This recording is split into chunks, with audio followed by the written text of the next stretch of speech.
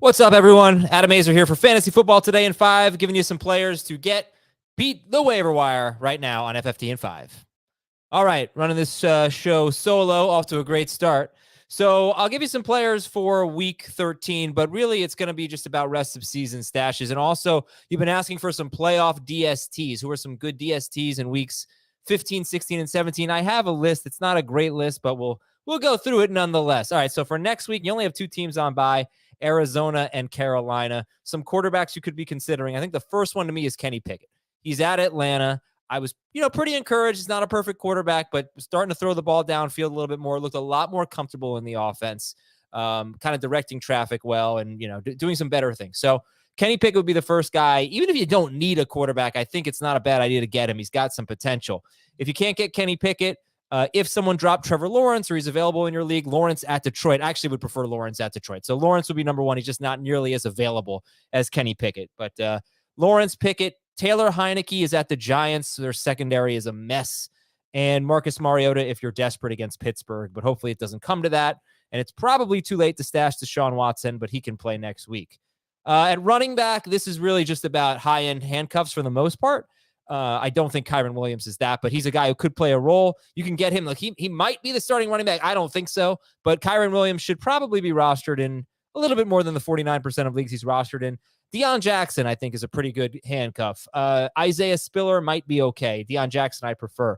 Zamir White, if Josh Jacobs gets hurt, which has happened every year, it hasn't happened yet, you're going to be the one who you're going to want to be the one who has Zamir White and doesn't have to chase him on the waiver wire. And then there are 2 players who don't fit the handcuff category, but there's J.K. Dobbins, who's 57% rostered. He's eligible to come back.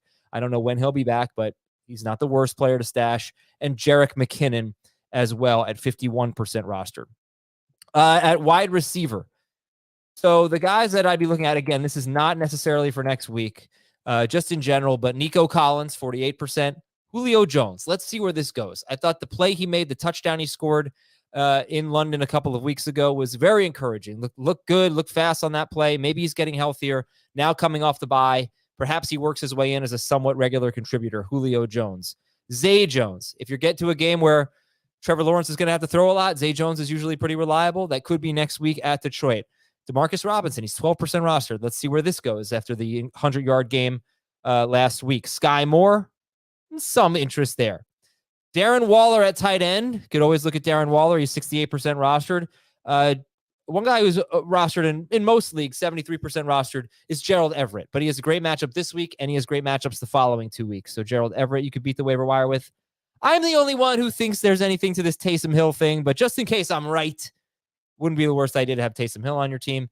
Evan Ingram gets Detroit next week. Obviously, I'm going to be pretty high on the Jaguars. Evan Ingram is someone you could definitely beat the waiver wire with. And if you're in deep leagues and desperate for a tight end, let's say you lost Pitts or you lost Waller, you got nothing. Daniel Bellinger, I don't think he'll be back next week, but they didn't put him on IR. He's been out, I believe, for 4 games.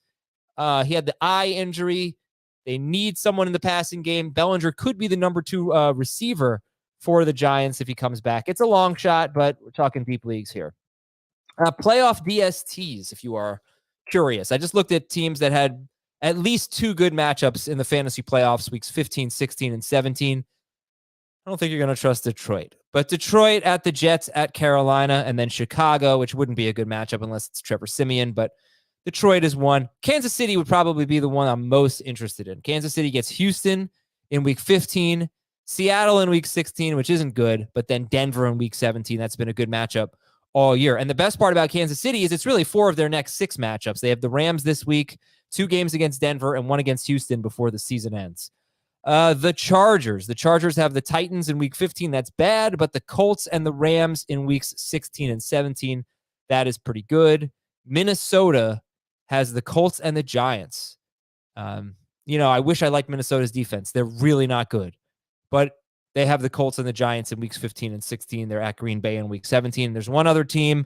They're already rostered, but I would make sure you keep them, even through their bye. The Commanders. Love them against the Falcons this week. Love them at the Giants next week. Bye week in week 14. Giants again in week 15.